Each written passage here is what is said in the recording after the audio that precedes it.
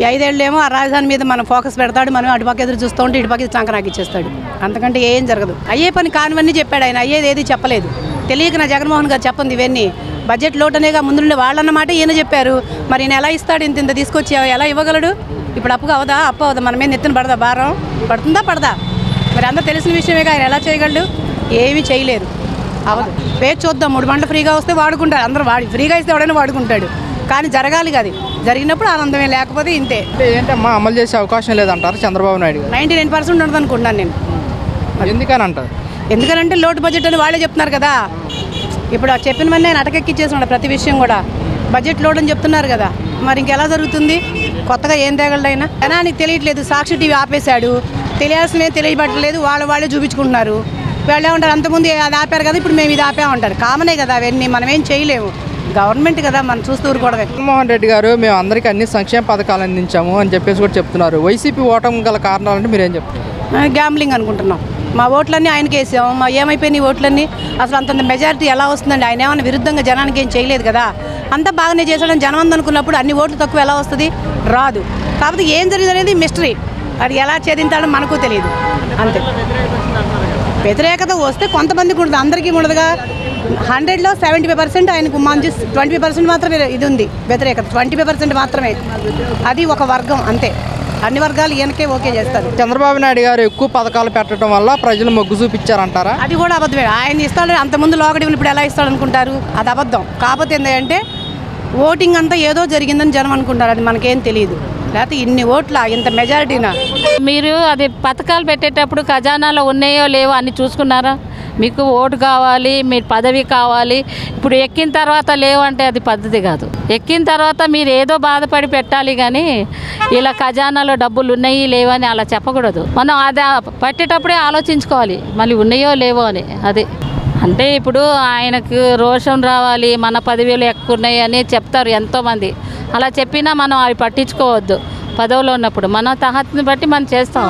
ఎవరో ఏదో చెప్పినామంటే పెడతాం అంతే కదా. మనకు ఎంత పెట్టాలనుకుంటే అంతే పెడతాం. లేనిది ఎక్కడ పెట్టలేము మనం. అనుకున్న వాళ్ళు ఎందుకంటే మన పదవి రిమార్క్ రావాలని ఎన్నైనా చెప్పుకుంటారు. అది పద్ధతి కాదు. అది చెప్పుకోవడం మాది. అలాంటి చెప్పినా వినకూడదు. ఇదివరకు ఇది డబ్బులు ఇచ్చేవాళ్ళు. సంక్రాంతి పండుగకని అవి పండుగ పప్పులు అవి అన్నీ ఇచ్చేవారు. మరి అదే డోక్రా గ్రూప్కి డబ్బులు వేసేవారు. 10,000 వేశారు, 3,000 వేశారు. అప్పుడు మా బాగానే అనిపించింది. ఎంత చేసినా అసలు ఆయన ఉండకూడదు. ₹1 ఎవరికి రాలేదు. ఇప్పుడు వ్యాపారాలు చేసిన వాళ్ళకి ₹1 రాలేదు. ఏదో ఇది స్కూల్లో అని అమ్మఒడి అని అంతవరకే చేశారు కానీ వీళ్ళు వ్యాపారాలు చేసిన చాలా నష్టపెట్టారు. ఆటో వాళ్ళు కానీ ప్రతి వాళ్ళు బాధపడ్డారు. ఆయన రాకుండానే బాగుంటుంది. 5 సంవత్సరాలు చేసి అంతా విసుకైపోయారు జనాలందరూ. ₹1 రాలేదు ఎవరికి. ఏ వ్యాపారాలు చేసినా చాలా విసుగుపడ్డారు. ఇప్పుడు ఎందుకంటే ఒక 5-6 నెలల్లో చెయ్యాలి. అంత తొందరగా కాకపోయినా ఒక 5-6 నెలల్లో కూడా చెయ్యాలి. చేయకుండా ఉంటే బాగోదు. చెప్పినా వేస్ట్ అది. మరి రేపు పదవిలో ఎవరైనా వేయాలన్నా వేయలేరు. ఊరికే చెప్పడం కానీ వాళ్ళంతలో వాళ్ళు వస్తే డబ్బులు రాకుండా ఉండవు. జనాలు ఏదో రకంగా తెలియజేసి వాళ్ళు సంపాదిస్తారు కానీ రాకుండా ఉండదు. చెయ్యాలి. పథకం ఎప్పుడైతే ఒప్పుకున్నారో అలా ఆలోచించే పెట్టుకోవాలి పథకాలు. జనాల్ని మోసం చేసి పథకాలు వచ్చినప్పుడు మా దగ్గర డబ్బులు అయితే అది వేస్ట్. అది అలా మోసం చేసి పదవికి రావడం కష్టం. అలాంటివి చేయకూడదు. ఇప్పుడు మాలాంటి వాళ్ళు రోడ్ల మీద మేము వ్యాపారాలు పెట్టుకుంటాము. ఇప్పుడు ఆటోలు వాళ్ళు ఉన్నారు, ఎంతమంది బాధపడుతున్నారు. ఇప్పుడు ₹1 ఏదో ఆటో మీద లోన్లు ఇచ్చారు, అది చేశారు, బాగానే చేశారు అది వరకు. ఇప్పుడు బాగా లేని వాళ్ళైతే బాగానే ఉన్నారు. ఆయన పథకాలను బట్టి వ్యాపారాలు చేసుకున్నారు. చిన్న చిన్న అమౌంట్ ఇస్తే అన్నీ చేసుకున్నారు. అది పవర్గా చేస్తాడు ఆయన. ఆయనకు అంత ఉంది. ఉన్న దగ్గర నుంచి ఆయన చేయించుకుంటే అంత తహత ఉంది, ధైర్యం ఉంది. ఆయన అన్నీ బాగానే చేస్తాడు. ఆయన గవర్నమెంట్ ఏదైనా మహిళలకి సూపర్ 6 అని పథకాలు అనేవి పెట్టారు కదా. దాని మీద ఏమున్నాయి అమ్మ? అసలు ఏమి లేవు అంటున్నారు కదా. డబ్బులు ఏమున్నాయి? చంద్రబాబు గారు ప్రకటించారు కదా, అమలు చేయను అన్నారు. చేస్తున్నారు, టైం పట్టుద్ది అంటున్నారు కదా. ఏమో మరి దాని గురించి ఏమి ఎత్తట్లేదుగా. అన్ని పథకాలు ఇచ్చారు, మరి ఏమి అమలు చేయట్లేదుగా. చంద్రబాబు నాయుడు గారు ఇప్పుడు ఇక లాస్ట్ అయినా ఫస్ట్ అయినా ఇప్పుడే కదా. మళ్ళీ ఇక ఆయనకి ఇప్పటికే 73-74 సంవత్సరాలు వచ్చాయి. ఇప్పుడు ఏది చేయాలన్నా ఆయన చేస్తే వాళ్ళ అబ్బాయి మళ్ళీ ఇదిగా ఉంటుంది. ఇక ఏ ఉపయోగం ఉండాలన్నా లేకపోయినా ముందు జగన్ గారు చంద్రబాబు నాయుడు గారు ఇప్పుడే మంచిగా చేయాలి అంటే హామీలు ఇచ్చి మళ్ళీ అమ్మటే అమలు చేయలేదుగా అందుకని అంటారులే. అంటే ప్రభుత్వం వచ్చి 3 నెలలు అయినప్పటికీ ఇంతవరకు ఏం హామీలు అనేవి నెరవేర్చలేదని కూడా అంటున్నారు. అది నిజమేనా? నిజమే కదా, మరి అవ్వలేదు కదా. అంటే ఆయన బాధ, ఆయన ఎంతో ఆశగా వచ్చాను నేను, ఏమి లేవు ఖజానా మొత్తం ఖాళీ అంటున్నారు కదా, చేస్తారులే నిదానంగా. అంటే ఖజానా ఖాళీ అని ఇవన్నీ తప్పించుకోవడానికి ఇలా మాట్లాడుతున్నారని వైసీపీ వాళ్ళు వ్యాఖ్యలిస్తున్నారు. మరి అది నిజమేనంటారా? వాళ్ళకి వీళ్ళు అనుకోవటం. అంటే ఇప్పుడు ఖజానా లేకపోవడం వల్ల ఈ పథకాలు ఆపే అవకాశం ఉందంటారా? ఉంది మరి, అంతే కదా.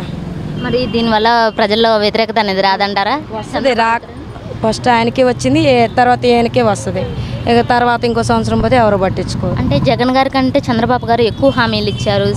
స్త్రీలకు ప్రత్యేకంగా అంటే హామీలు అనేవి ప్రత్యేక వాళ్ళకి ప్రాధాన్యత ఇచ్చారు అని అంటున్నారు. మరి వాళ్ళల్లో వ్యతిరేకత అనేది ఏర్పడదంటారా? జగన్ గారికి అట్లాగే వ్యతిరేకత వచ్చిందన్నారు. వీళ్ళకి అంతే కదమ్మా, ఎవరిస్తే వాళ్ళు మాట మాట్లాడేది మాత్రం కరెక్టే కదా. ఫ్రీ బస్సు అంటాం కానీ పాపం ఆటో వాళ్ళు వీళ్ళందరూ చాలా ఇబ్బంది పడతారు కదా. ఇప్పుడు తెలంగాణ చూస్తున్నాము, ఏముంది వాళ్ళు మొత్తుకోవట్లేదా? అంటే ఇప్పుడు ఫ్రీ బస్ వల్ల ఉపయోగం లేదంటారా?